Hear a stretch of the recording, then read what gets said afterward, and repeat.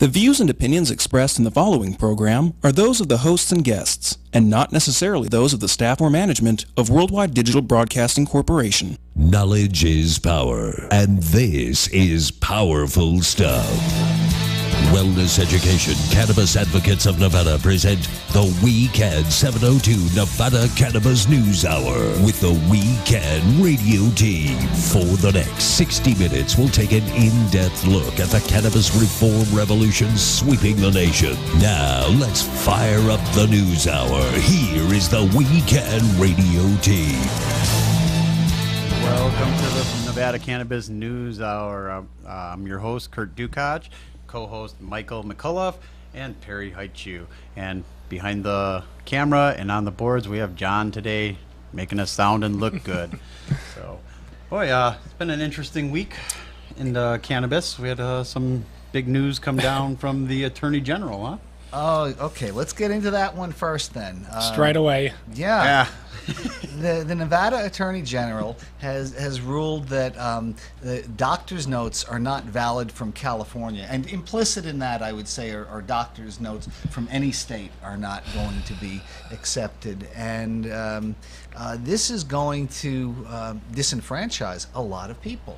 Yeah, it's going to affect a lot of patients. I mean, because a big part of our tourist population that comes here is from California. A disproportionate amount of them. They're our immediate neighbors, and they like to come to Vegas and have fun.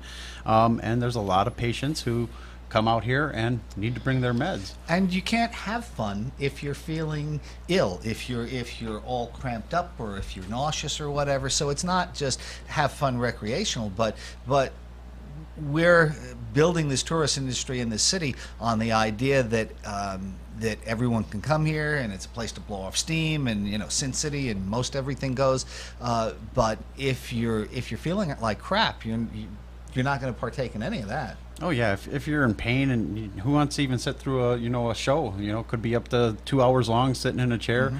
I know I have problems doing that without my medication. Or even simple traveler's anxiety from understanding that you can't bring that medicine with you, or if there are repercussions potentially or for bringing it or something like that, it's better just to eliminate that and just let people be who they want to be. Absolutely. Well, apparently in a letter from the Attorney General Adam Laxalt to the Health Department Director Richard Whitley, he made a recommendation. He said that a recommendation from a California physician and a driver's license from another state cannot be used to obtain medical marijuana from a Nevada dispensary. And that's going to cut out a lot of business. Up to 50% of the business for some of these shops, I would assume. And beyond that, I feel like this is very seriously interfering with some of the legislative intent that was originally put into that Senate Bill 374 all those years ago now. Yes. That was negotiated. It was hard fought and won negotiated in that session. And for one elected official to... Well, he's not even elected, actually. Okay, Adam Laxalt. Yeah, but the person who brought this up to him, Richard Whitley, who runs the Division of Health, is an appointee of the governor. Mm-hmm. So in that case, he's a political guy who is not a big fan of this program, and so he's reaching out to see what he can do to slow it down. Well, I think there's a good chance that they might get away with this. The division hasn't really, been super, I don't want to say friendly, but on the liberal leanings of some of these policies, they'll always err on the conservative side, I've seen. So I would expect them to maybe not immediately jump on this, but I would, of course, give a serious look. Of course, I don't think that this is the law. I don't think just because Mr. Laxalt decides to issue a memorandum that it becomes policy. The division actually has to move and adopt that policy as their own. So I'm not exactly sure when the next meeting is or what can be done to, I don't want to say put the brakes, but kind of tell our side of the story again. Before this comes down, but it's just beating the same old dead horse. I thought we had already won this war, or this battle at least, and here we are rehashing these old issues once again.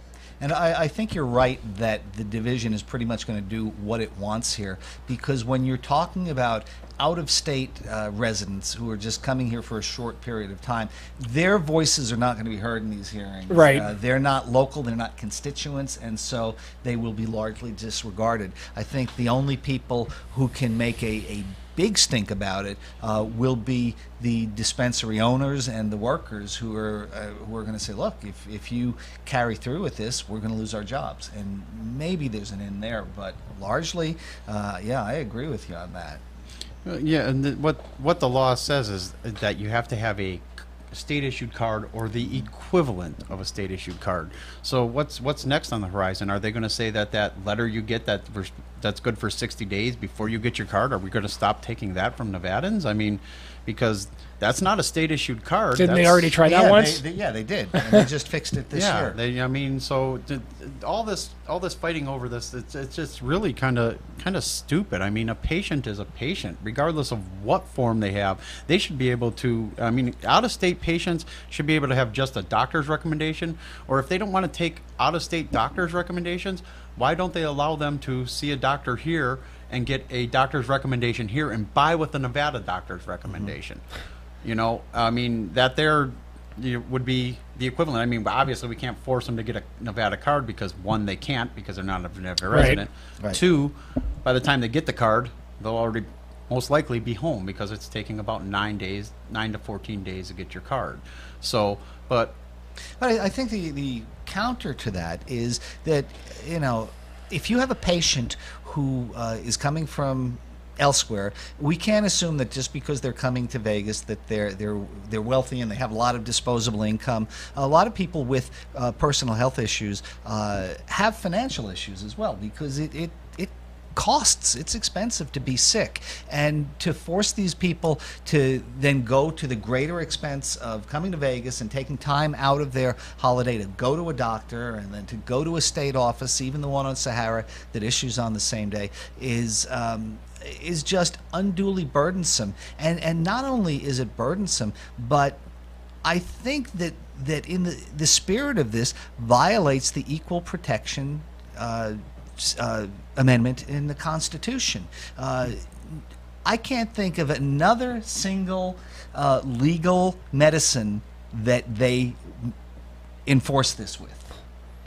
If you have an out-of-state prescription for your Vicodin or your Lortab or your insulin or you know, your heart medication, anything like that, those are all controlled substances. Yet the state does not get involved in this, and the state's perfectly fine with out-of-state doctors making these recommendations. You know, we are still seeing a government, by and large, in the throes of that reefer madness mentality. Same issues we've been dealing with for decades. It just seems like round and round we go. You know, the old whack-a-mole. When we knock one issue down, another one pops up to deal with. Unfortunately, I mean, there seems to really be kind of no end to it. I'm not exactly sure what can be done to permanently. I mean, I thought this was in the state constitution, to tell you the truth, and everything was kind of locked up. I wasn't aware that this was even able to be changed without legislative official action. I wasn't aware that the division had the authority to just up and decide to do this on the behest of somebody, but this seems quite serious. Well, the division is part of the executive branch, which is a co-equal branch with the legislature and the judiciary in our system of checks and balances. And so there's a lot that they can do. Now, you know, obviously, I'm a progressive, and I speak in that direction a lot, and you know, I'm not hitting on the Republican Party or anything like that. But here in the state of Nevada, since at least the turn of the century, we have had Republican governors who are, by and large, socially conservative. Now, Governor Sandoval is much more moderate than our past couple of governors. But what these people would do is, these governors, is they appoint political cronies or people who are like-minded to them to these state agencies, who are the ones who are actually making the policy. The legislature just kind of drafts and regulates the broad brushstrokes, and then they leave it to an individual agency to come up with the fine details. And so if you have socially conservative people who are in charge of this and people who are not sympathetic to the needs of patients, then they're going to do everything they can to slam on the brakes of any sort of social change. So it's not even a Democratic Republican issue. It's more of a conservative versus compassionate issue.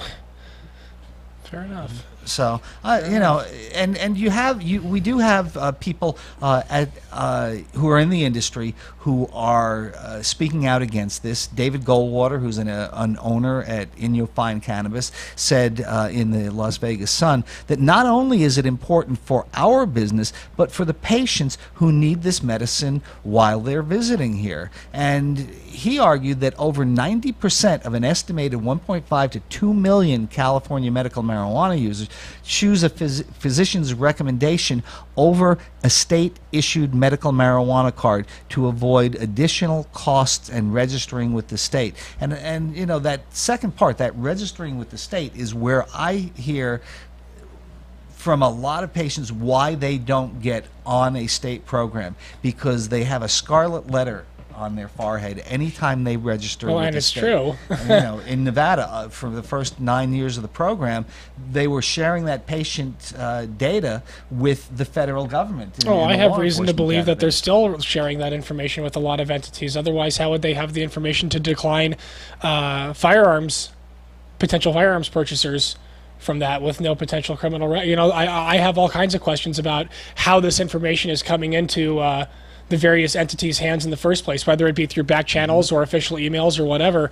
But it's like you said, the people speak, and we want these things to be implemented, but they always seem to find inroads around it to try to discourage people from doing this. It seems, and I don't want to say the infamous they, but it kind of is the infamous they.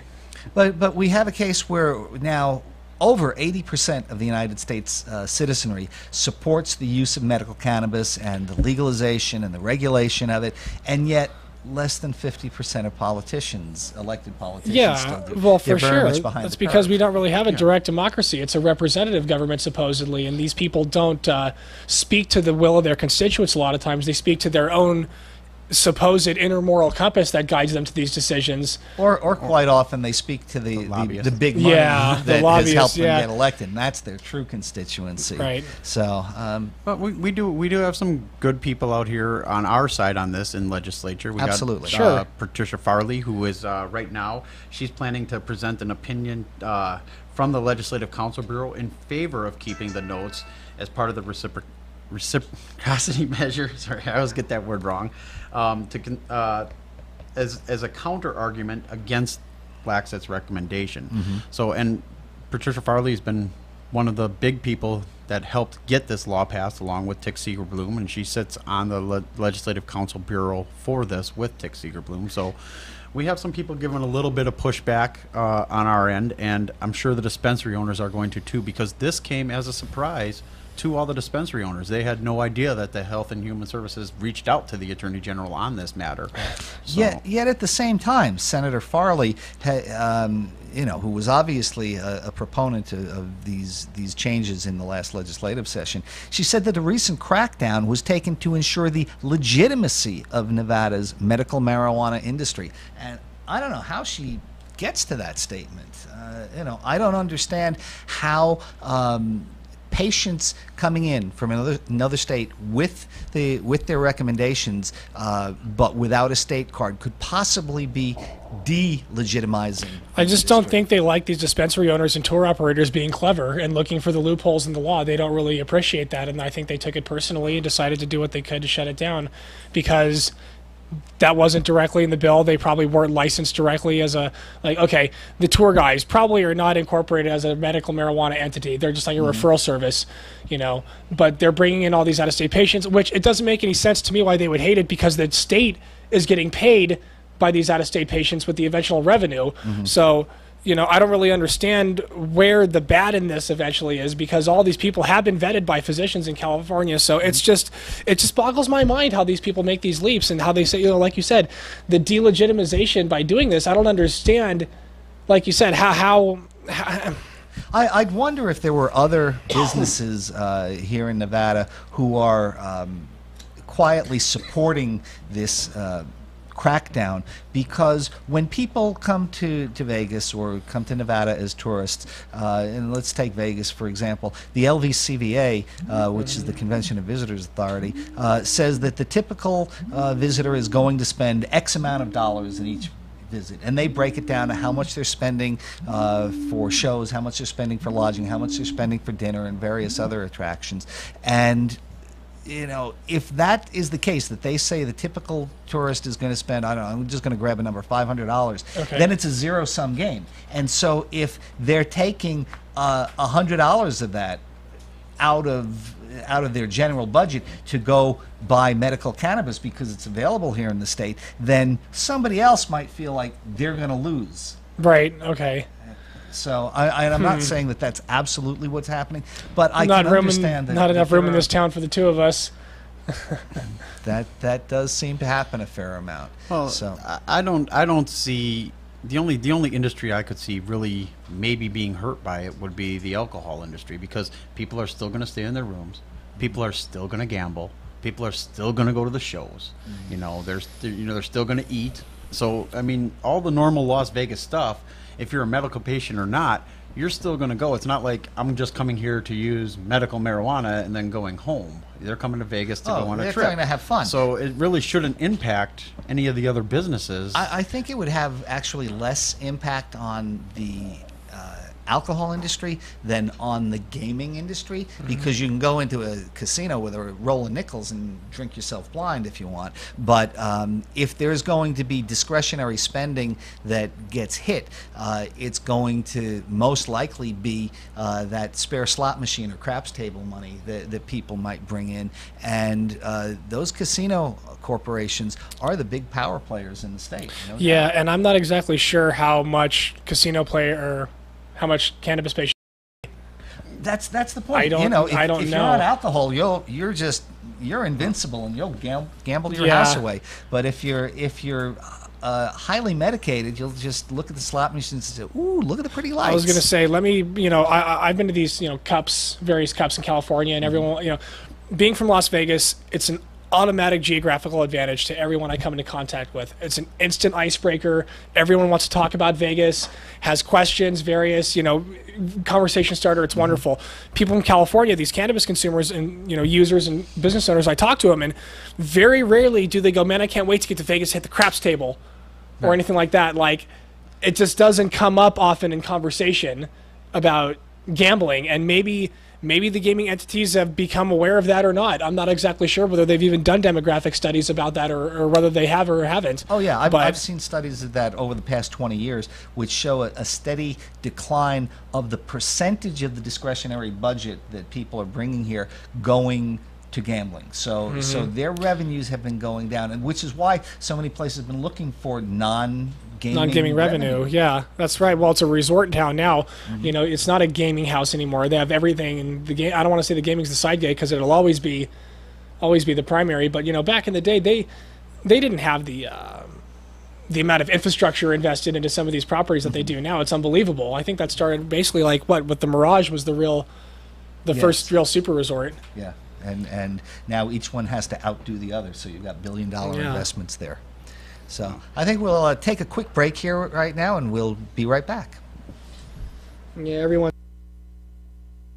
Nevada Pure is a premier, vertically integrated medical marijuana enterprise which offers top quality medical marijuana, great customer service, and a safe private environment. We carry a wide selection of medical cannabis strains. Our knowledgeable staff will assist you in finding the correct strain for your condition. Our trained professional staff can educate you on various strains for your condition, methods of consumption, responsible cannabis use, and the wellness benefits of cannabis. We aim to help patients achieve a better quality of life. Medical marijuana is a medicine, not an intoxicant. It's about a patient's well-being at Nevada Pure. From the moment you make an appointment with us, your care, health, and well-being is our priority. Nevada Pure is located at 4360 Boulder Highway, Las Vegas, Nevada. Check out their entire menu at www.nevadapure.com. Attention medical marijuana patients. Do you know what your cannabis actually contains? Are there heavy metals, pesticides, or even mold? And what strength is it really? And is it really what you need? Well, the answers to these questions are simple. DigiPath Labs. Digipath Labs is a Nevada state-approved medical marijuana testing facility whose scientists carefully test products for safety and potency, all within the state's rigorous mandate. You can buy with confidence and trust knowing Digipath Labs has tested your medicine. If you're a licensed grower, dispenser, extractor, or edibles manufacturer in Nevada and want unparalleled customer service and consumer confidence, go to digipathlabs.com and find out what we can do for you. And as a patient, only go to dispensaries that carry the Digipath Labs seal of approval. That's digipathlabs.com, DIGIPATH labs.com, or call us at 702-209-2429. That's 702-209-2429. Welcome back to the Nevada Cannabis News Hour. So we're just talking about the Attorney General in Nevada here, and Perry, you got a news story up here, don't you? Well, Spending money. Yeah, we were Spending talking money. about discretionary spending here in Nevada and how it might affect certain businesses. So this is kind of a strange story written by Chris Roberts from Cannabis Now, and they're talking exactly about that. What's left over? What kind of discretionary spending do you have after spending rent money on, rent, groceries, student loans, etc.? And the surprising answer is, supposedly, the average cannabis consumer spends about $647 on cannabis flowers per year, according to a study. That seems a little low. A very, very low. Maybe they're taking this on a very broad apparently they took this over all kinds of demographics. They collected all this data from all these dispensaries and had the average price of sale and average age. And the average age of the consumer is 37 years old, and most buys are made by men. It's really millennials who are keeping the industry afloat right now. Half of recreational cannabis consumers are between 21 and 34, the survey found, with the flower power generation the least likely to stop at the local dispensary. Less than 10% of consumers were over 60 years old. Impressive. What are people buying exactly? It's bud, of course, and then they break it down. Oh, you spend this much per visit, and this, that, and the other. But the long and the short of it is, people are spending supposedly about $650 of their discretionary income per year on grass. That doesn't sound like much. I agree with you. At prices out there of $400 an ounce. Or I've spent that much in a month before. There you go. But I would say that there were a number of years where I didn't spend a cent on cannabis because I was in the program and I was growing my own. Yeah. And so, that gets factored in there. But a lot of studies have shown over the years that cannabis use tends to be highest among young adults, and that the use tapers off as people get older. Although the highest demographic in the state program is the 55 to 64. Right. So, but they also mentioned recreational in there. Yes. I mean, as a medical patient, yes, that's very low. I mean, go through that in a month without even thinking about it. But as a recreational user, you figure the usual recreational user is going to be kind of a weekend smoker. They don't smoke during the week because they're working, and they have the weekends off, and they go out and they, maybe smoke 1 or 2 joints with their friends. And so if you're doing it that way, think of it, an eighth would last you a couple of weeks. Well, I guess when you put it that way, it doesn't seem so ridiculous. But most of the people I come into contact with that are consumers are not so casual, let's say. Yeah, I could have a friend come over who could go through that in an afternoon. Look what you've got. I'll start rolling. And when you start, of course, when you start using the concentrates and that, it adds up really fast. It gets expensive real quick. You can go through a gram of wax, by yourself in an evening if you wanted to. Absolutely, easily. I don't know about that. But through the years that I was working directly with patients, what I found was that I would say they averaged about an ounce a month in their use. Although the reason that they did that was financial, because it was just too damn expensive, and that talking to people who were growing their own, who had access or who had the money, it was more like an ounce a week. And so a lot of people, due to the market forces, were actually under-medicating for their conditions. And so you can have people say, oh, well, that doesn't really work for you, because look, you still have pain and this and that. Sure, and some people with too much disposable income have potential to over-medicate. And on that note, when you said $400 ounces, we're way below that here in Nevada now. Well, now, okay. One of our sponsors of our show, Essence Vegas, they have 3 locations in town. I just received an email from them yesterday. They have 7 strains, all over 20% THC, for $200 an ounce right now.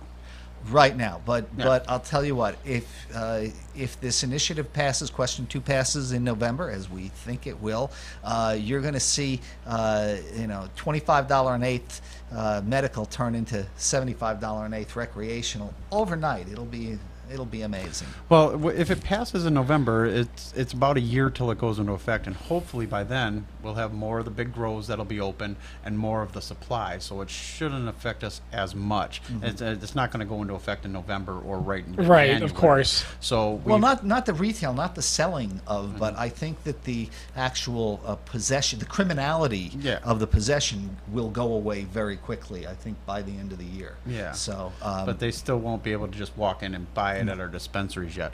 So that cushion, we really need that cushion in there, because we need more of the grows to come on, because as we all know, everything is supply and demand when it comes to stuff like this. And if it were to go into effect in November and we have the same amount of grows now, yes, I mean, our medication would probably triple. But the fact is, we got a lot of these grows that are starting to come online now. A lot of them are, 60, 70, 80% done.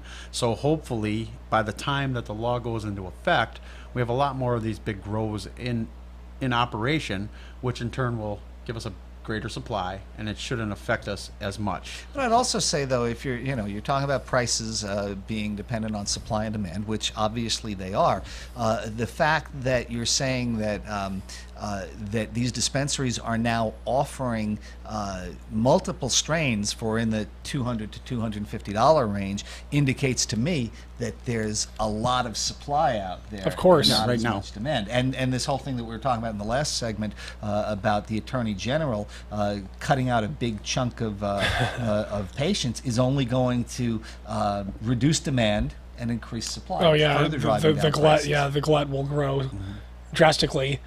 So, it's hard for these massive grow facilities who built these big operations. It's hard for them to turn the lights off at half their facility because, it's just they still killing got the their same rent. They still got general overhead. They're it's just saving on killing it. their overhead. It's just absolutely killing them. And if you can't justify making that much product, you got big problems. I mean, I heard rumors when this first got started that some of these first couple teams that were outgrowing, they were able to charge quite a hefty premium on some of their product originally. And I think those days are over. There's still two grows out there that are charging over $3,000 a pound. to the Wow, and wholesale getting price. it. And getting it, yeah. That's So, impressive. I mean, we do have the $200 ounces available as patients, and yes, they can go all the way up to $350 for your higher end top shelf stuff. But I mean, for the fact that to walk into a place and have a selection of 7 strains, all tested, all safe, all of them over 20%. For $200, I mean, We've come a long way. There's no way you could find that on the street. No way. Well, I think what's happening here in Nevada, though, is that the collapse of that wholesale price or the diminishment of that wholesale price is happening a lot faster than elsewhere. When I was in Colorado in 09 and 10, the average wholesale price was about $4,000 a pound to dispensaries. Jesus. And over the course of the next 2.5 years, up to the legalization vote, that price dropped to the point of $2,500 or so. We're seeing the same thing happen in Nevada, where at first you were getting these growers with such limited supply out there being able to get $4,000 a pound, but within a year that price has now collapsed to $2,700 or so, from what I'm hearing. I've heard it as low as $1,800. Yeah. But that's you kind of, that falls along things, you get what you pay for too. So Yes, I mean, of course, I've seen of the course. $1,800 a pound stuff, and I turned it into cooking oil. Well, you're always going to have, I think when legalization hits, and even in the medical market, you're always going to have your, $50 an ounce Mexican swag night train type of pot, your $150 an ounce Budweiser pot, and you'll still have your $400 plus an ounce boutique winery pot. And you know, and what you're saying is that these people are out there getting greater than $3,000 a pound right now on the wholesale level, and that shows that they're trying to be boutique. They're trying to keep those prices up. And you know, the flip side of that though is they all took such big spaces because they're counting on rec that it's turning around and biting them in the butt right now. If this thing with the Attorney General sticks and recreational doesn't pass, we're in a world of hurt as a patients lot at of that people are going to go out of business. They Oh, won't be able to absolutely. make it. I don't even want to. I don't even want to think about it right now. Well, not only a lot of people going out of business, a lot of jobs would be lost. Yes. Oh, a lot. sure, and all that, you know, all those high hopes for the K-12 revenue and all that kind of crap, all that Yep. out the joint. Register to vote. Don't forget. Yeah. Don't forget. I don't think we'll go back to where we were, where we don't have any access, but our access will No, there's a definitely couple of drop. shops who have stayed small and didn't get too ridiculous, but it's like you said, you know, smart. everyone's got big dreams, you know, big ambitions. Go big or go home. You know, take that risk for that big reward, and you know all those rah things that you tell each other in the board meetings when you're putting these blueprints together. Yep. Yeah, blue skies up ahead. But you know, a good thing about this, though, I mean, we're hoping this this initiative will pass in Nevada this year, and it's on the ballot in at least 7 other states, medical or rec. It's really being normalized at this point, and one of the biggest normalizations I can possibly think of is the Oregon State Fair, because state fairs in this country in general are heartland, conservative America, farmers, Sure. and breeders, and this stuff. And now in Oregon, they're coming up with cannabis plants on display and going to be awarded at the So fair. I heard about this. They're going to be displayed. Will the Oregon State Fair issue first place prettiest bud prize? Is that what is this more of a display, or is it like a rose Yeah, competition? it is a competition. They're going to be doing, well, they're not going to be sampling. It's going to be based off just the visual of the cannabis. Okay. And probably the smell. But they're doing it for each style. They're going to have a blue, purple, or yellow ribbon to win. So And they had people actually test out the strains before the fair. They're not smoking That's it so up funny. on site, but they've made this decision before. But it just strikes me that you've got this real heartland America type of event that is now for the first time opening up to the cannabis consumer and the cannabis industry. How are those things usually done at state fairs? Is it like a panel of judges who does it, or is it like public vote, or? Panel of judges. Okay, cool. Very, very, very, very interesting. I would love to see how this plays out over the next few years. Will this spread to Washington? Because I remember a few years ago they were talking about they used to have farmers markets in some of these places where California. the growers would come and there'd be this big thing. You'd come around and shop around. Could this be the beginning of the reintroduction of some of that normalization into a public forum like that? I think the normalization is happening because you've now got 25 states that have medical cannabis laws, and if you include the ones that have CBD laws, you're up around 35, 36. Right. So really, the country is normalizing this. The war on cannabis is going to end, and it's it's just a matter of time. like a step forward, a step back at the same time, because I see this all the time. Like I said, we got it in the state fair, but they took away the farmers markets. You can allow to buy recreational pot, but they took away a lot of hash bars and things like that. I was talking to a guy at the Champ Show that had a dab reg box that had 6 different displays on it for a hash bar where you could put 6 different leads in it for a whole thing. And he's like, well, now that hash bars are gone, we don't really have a direct market for these, but we have this inventory, so we're not going to throw them away. And the hash bar not necessarily meaning only hash is sold there, but it's a place to consume. Retail on-site consumption place. Yeah, just somewhere to consume on site, exactly. Similar to a bar that serves packaged liquor also. Yes. Well, it's a bar that instead of going and drinking, you're consuming your cannabis. You're Well, being people- safer and smarter. Well, people think that's such an outrageous thing. They say, well, you can't consume on site, but it's like I have been to places like the Office Bar over on Paradise Road that will sell you a 6-pack of beer and also serve you a beer out of the tap if you so choose. They have both licenses were grandfathered in originally. Right. It's just the way that was written back in the day. The world doesn't collapse because a couple dozen places chose move their original locations and keep those grandfather licenses. It's just the way business is done. And I think that's what we're seeing, is that the vast majority of American people are seeing that with legalization in Colorado and Washington and so forth, that the sky is not falling.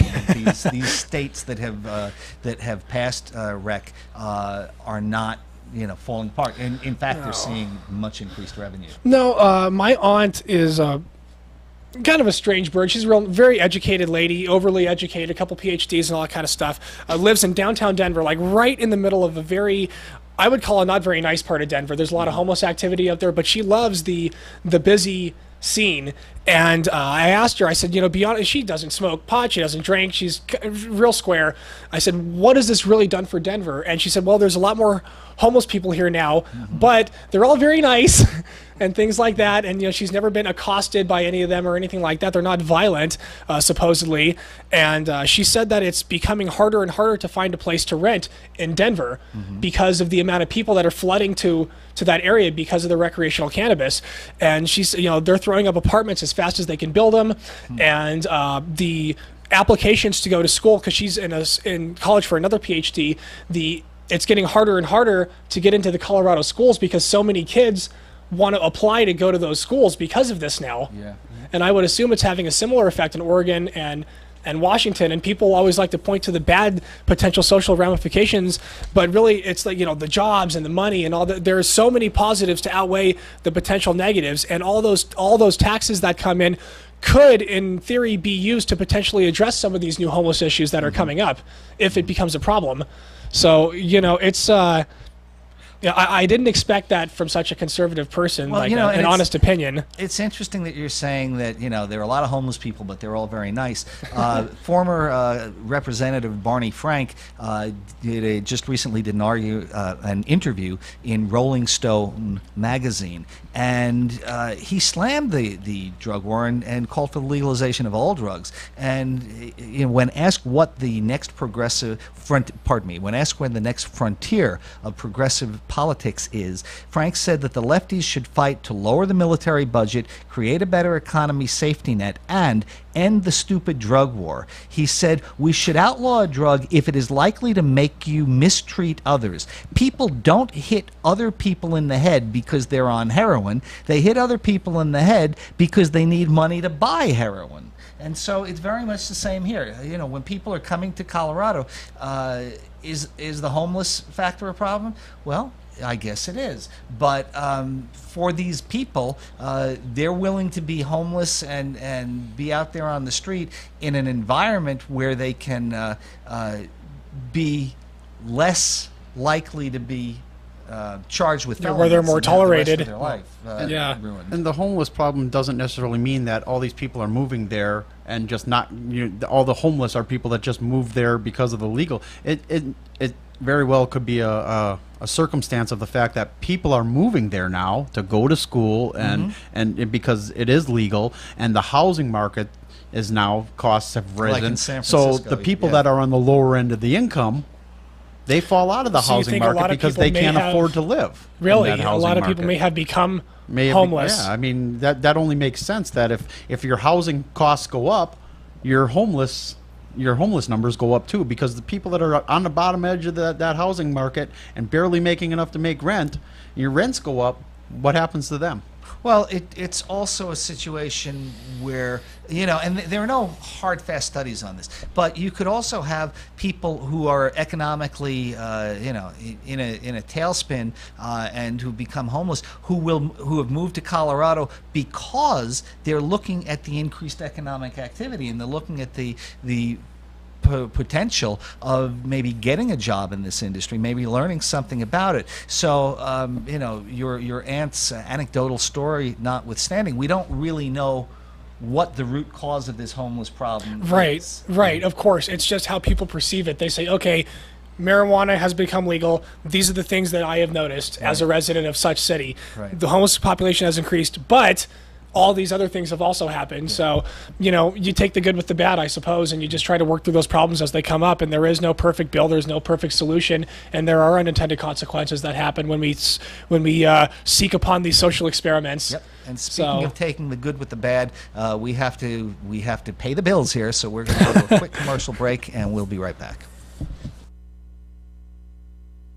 From the soothing sounds of a water wall to the warmth, wood interior, and beautiful artwork, as soon as you enter Sahara Wellness, you are welcomed into a relaxing space where we strive to provide our patients with a healthy balance of mind, body, and spirit. That balance is achieved through a compassionate and knowledgeable staff who possesses both a passion for the medical cannabis industry as well as unrivaled dedication to assisting those in need of a natural method of pain relief. Our bud tenders are available to assist patients in selecting cannabis-based medicine that best suits their needs from our selection of flower, waxes, CBD lotions, and delicious edibles. Sahara Wellness is located at 420 East Sahara Avenue, Las Vegas, Nevada. Check out our entire menu at www.420sahara.com. Hi, I'm Armin Yamanijan, CEO of Essence Dispensaries, and I'd like to let you know a little bit about our company. As a completely complimentary service, our on-site nurse is here to meet with any patient or non-patient to discuss dosing and best practices. We have 3 convenient locations. We have one location on Tropicana between Decatur and Jones, which is our west side location. Our Henderson location is on the corner of Sunset and Green Valley Parkway, and we're proud to announce that we have the first and only dispensary on the Las Vegas Strip, on the corner of Las Vegas Boulevard and Sahara. Our prices are the lowest prices in town and the highest quality medicine. Please come and see us at one of our 3 convenient locations or visit us at essencevegas.com. You can also call us at 702-978-7575. Once again, the number is 702-978-7575. Welcome back to the Nevada Cannabis News Hour. So, Perry, you got another story? Yeah, we got another story. How much does your joint weigh? Well, that varies upon where you live and how you roll and, all that kind of stuff. And what I'm rolling it for.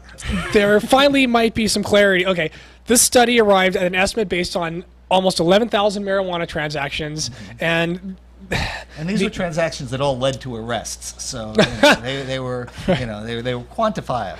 Right, but according to 2 researchers at the University of Pennsylvania, the answer is 0.32 grams, which is a lot lower than I would estimate.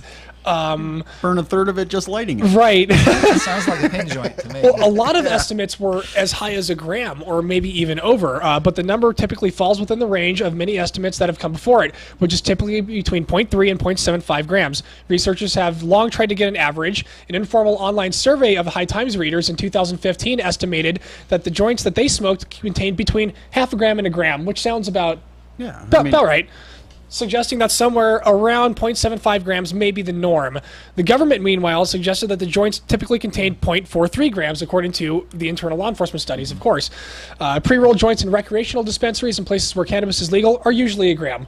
They're out here, they're 0.6 or 1 gram. Yeah, it depends on which shop you get them from, but yeah. But what I want to know is why law enforcement's doing studies into how much a joint weighs. Well, because by doing that, they are able to determine how much is being consumed. That's right, consumption rates. How much money is passing hands, various things like that. And so, they're most interested in the money, of course.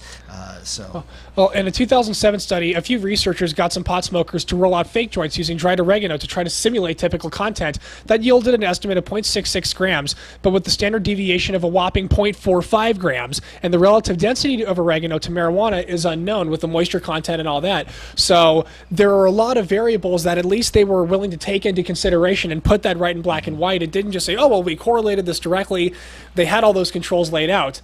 So that was nice, at least. And, they published their studies in the Journal for Drug and Alcohol Dependence, just FYI. I bought an eighth of oregano once here in Vegas many years ago. I bought some fake hash. Very, very disappointing. Yeah, I bought some fake hash in Vancouver once. I was in Canada at night, and this guy spotted a hat I was wearing or something and tried to pass me something, and it ended up being just nonsense. But just soap. Yeah, it was crap. But it happens once in a while. We it's a game we play.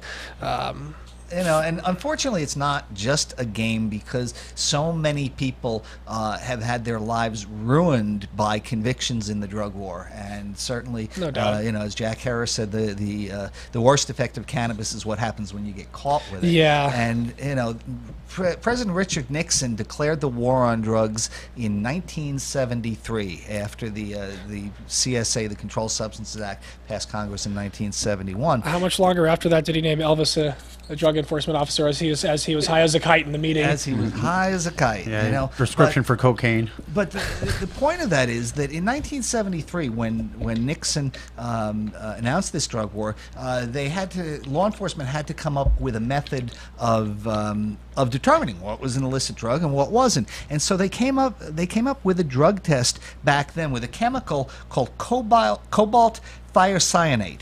And this test has not changed since 1973. Now, the rest of the world has changed mightily in that time. But what's happening now is, just like a prescription drug that gets taken off prescription, you get generics, the price goes way down.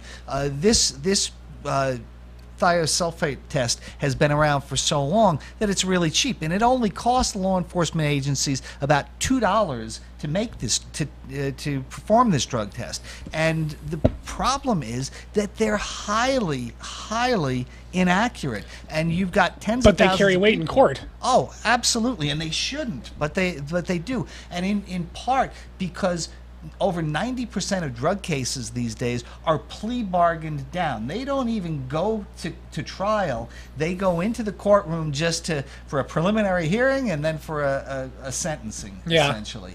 And so with such a huge percentage going and being educated in this manner, if you have faulty drug tests, you're convicting a large number of people who may or may not be guilty of the crime. Unbelievable. I saw that they have all sorts of things here that test positive and that aren't. And I'm reading this here, a 2011 report from RTI International in the New York Times Magazine. Found that the prosecutors in 9 of 10 jurisdictions it surveyed nationwide accepted guilty pleas based solely on the results of the field tests. And the one that I saw in there that does this is Las Vegas. And that's a real disappointment that it happens. And between 2010 and 2015, re-examination of tests after the field test was done, and this is done in a lab by authorities in Las Vegas, found a false positive rate of 33%. Unbelievable. It is. So if you're at a roadside stop and the police, break this little vial open and they put, your substance in it, and they say, you've got this controlled substance. They're going to arrest you. They're going to process you through the system. You're going to have to make bail, which is not cheap, and you're going to have your life generally disrupted. What good does it do you after the fact when a lab says, no, you really shouldn't convict this guy because this isn't the illegal substance? Well, you've already been put through the ringer. At that point, you'd have to go file a lawsuit against the police department and go through that whole process and start it all over again. And how many people do that? Very few. Because it's hard to find the resources. Yeah, it's hard to find the resources, and the retribution is potentially vicious. Yep. So, I mean, they say justice is blind, and it's supposed to be, this, I don't want to say pure entity, because we all know it's not. But when I was young, I remember hearing something that said that better 100 guilty men go free than one innocent man wrongfully go to prison. Right. And that is so not the case, because it's in the attitude of the people who prosecute the crimes. And what I mean by that is they're looking, I feel like a lot of people who do this for a living are looking for the next step up in their career. And the way that they do that is by making talking points, and talking points are made with numbers. Numbers tell stories. Example, I heard a prosecutor once say, I've issued X number of felony hours or felony years of convictions in my career. And I said, well, how the hell why are you keeping track of that? Right. Why is that something that you should be giving to the world as a stat to be proud of? Because are you that's looking the for metric. are you looking for years? We're looking for new and creative ways to take people's freedom away now? I thought we were looking for people who were making bad on our society. who are, you're supposed to separate people who are supposed to be away from the rest of us in a cage because they don't belong with us and they can't interact. Not looking for new and creative ways to do said things. And the American public is growing increasingly intolerant of the spending, given that we're spending more now on building prisons than we are on building schools. 33% wrong. That's pretty bad. Like how? Well, there was just a story I heard last week of a guy who was convicted, and it turned out to be a false test, and it was a false test, a positive for methamphetamine, and it was from a Krispy Kreme donut. Oh yeah, the donut glaze that they found on looked like flakes of meth. Yeah, unbelievable. And this poor guy got run through the ringer and everything, and because he had a Krispy Kreme donut, which by the way is legal in all of our states. Well, and everyone made obvious joke. Cop can't tell a glazed donut. How could you not do that? Yeah. And I bet the cop got pissed when the guy said it. Oh, it's donut glaze. They said, "Oh, you motherfucker, you're making fun." Probably thought he was poking at him, making fun of him. Oh, I'm a cop with the donut, and that probably grinded him down a little bit, which caused the turn into a hard contact. Yeah. So I got another story here. That a new poll came out of YouGov.com that says 2/3 of Americans say enforcing marijuana laws costs more than it's worth. So that's right along those same lines. I mean, 65% of Americans age 18 and older believe that government efforts to enforce marijuana laws cost more than they're worth. And 55% of respondents say that it should be legal to consume the herb. And that number keeps going up and up. Last year it was 54%. Now it's 55. The American people are sensible on this issue, and they know that because more than half of Americans have tried cannabis at some time in their life, and so they know that it's not this reefer madness, debilitating drug. That's a great stat, but I need that language clarified a little bit. I need that to say that percentage of prospective voters polled say this, not just, you know what I mean? So once again, register to vote. Absolutely. All right, so we're going to start a new segment this week called The Point, and where the various hosts or guests will be able to weigh in on their feelings on a particular topic. And we're going to start this inaugural one with Perry, because he just had a birthday, so happy birthday. Thank you, sir. Thank you. Well, I've been asked to do a certain segment on a specific topic that I feel is kind of important to a lot of patients. A large demographic of cannabis consumers cannot smoke marijuana due to health reasons or reasons, where they have children that they don't want to smoke around or whatever the case may be. They choose to use edibles. Edibles have become wildly popular in the past few years, and with the advent or the introduction of medical dispensaries here, we have a plethora of vendors now offering these wonderful products for us to sample. Unfortunately, here in Nevada, the prices are fairly outrageous. We have talked at length about how the price of the flowers have just plummeted here in the valley significantly, and it's great for the patients. But for those people who are susceptible to smoke inhalation, the options aren't so cheery. I went to a dispensary the other day and saw a package of chocolate chip cookies from a reputable vendor, just fantastic quality, by the way, delicious. But for 100 milligrams of THC, it was $30 plus tax, which came out to about $34. And I went online, and I used to work or volunteer at a shop in Hollywood called Hollyweed. And I went to their website and saw that they had a Kurova Black Bar 1,000 milligram edible for $45. So for me to get the same THC amount, it would cost $340 for that same edible. So I figured out the math. I figured it would take me my Jeep gets 20 miles to the gallon on the highway. At $3 a gallon, it would take me $84 in gas to get from here to Venice and back from Hollyweed. Now, in addition to that, it would cost me about $40 to get my California recommendation, $110 to get a room for the night, and about $50 to $60 to get breakfast and lunch. I could take a vacation to the beach, get my recommendation, go get my 1,000 milligrams of cannabis, and come back and be legal in 2 states for the same price that it would cost me to get the same medicine from the legal dispensaries here in Nevada. And part of that problem is because the 100 milligrams that you mentioned was a city of Las Vegas requirement, that any edible could not be more than 100 milligrams in the product. But I know that we're working on that. We had Councilman Steve Ross on a few weeks back, and the city is trying to comport with the county. Oh, absolutely. I know we'll get past this issue eventually, but for now, the people who need it, their options are limited. So I implore anyone who is watching this to address your dispensaries. Let them know what you're looking for. They respond to your needs as patients. So if you've observed the same difficulties with acquiring affordable edibles that I have, let's see what we can do together. And that's all I have to say about that for now. And a big part of that also is, as an edible, it's been tested twice, because the flower was tested, then it was processed into an edible, and now the edible has to be tested.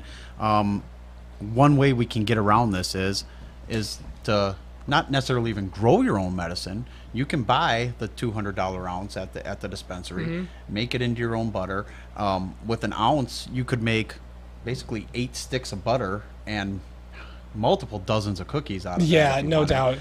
For that $200 plus your cooking supply, so for $250. But isn't that technically illegal? You're not supposed to be doing that anymore? I thought that was just with the blasting, with the solvents. I didn't know it was that's the what butter. the law was intended for, and technically the law, I mean, they could do it. They haven't done it. If they do it, we're going to get behind whoever they do it to 100%. Because, I mean, I understand. We don't want blasting. It's unsafe. But that crock pot with butter or coconut oil and cannabis in it sitting on my counter and then strained out is absolutely safe. If I can put chicken and rice and all that, and carrots and all that stuff in my crock pot and leave it in my house for 8 hours while I'm at work and come home, it's absolutely the same thing as putting butter and cannabis in there. So it's perfectly safe. So, well, you heard it here. There are options, folks. Yep, there are options. So that we're kind of running low on time, so we got a couple of announcements. We have First Friday coming up this Friday, so everyone come on out, look for us over there behind the Arts Factory. We'll Always be back a great there. time. Lots of great products from you, because we just had Champs. So if you're looking for some gifts for the significant stoner in your life, come on by. We're going to have it out there for you. Also, next Tuesday up in Reno, we're having the first patient meeting by our new chapter up there, in the Weekend chapter up there, Weekend 775. The information's on our website, so if you're interested in up there in Northern Nevada, go to our website, check it out, and get you the address for that.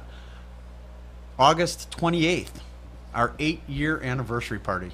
So we're come on out and PPP with us at Weekend. Pool 4525 North TP Lane. Yep, exactly. From 3 to 10 p.m. It's a $20 entry, and all proceeds, of course, as always, go to help our patient program. Yep. And then the very next day, at the Grant Sawyer building, they're having a public Which is hearing. 555 East Washington. Yep. They're having a public hearing on the proposed regulation changes to the program. So this one's an important one. If you can make it out to this one, come on out. Let them know your opinions on this, because contrary to what people believe, they really do listen to what we have to say.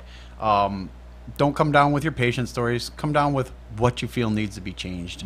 I mean, they understand that people are sick. Will there be an agenda available online for people to view so they can get their thoughts together first, or will it just kind of be they're just going with it? Or I'm sure they will post an agenda. They generally do. Usually, anywhere between a week to 2 days before is when the agendas will come out on them. Where can we find that? And we'll find that out, and we'll let people know in next week's show, because we're just about out of time.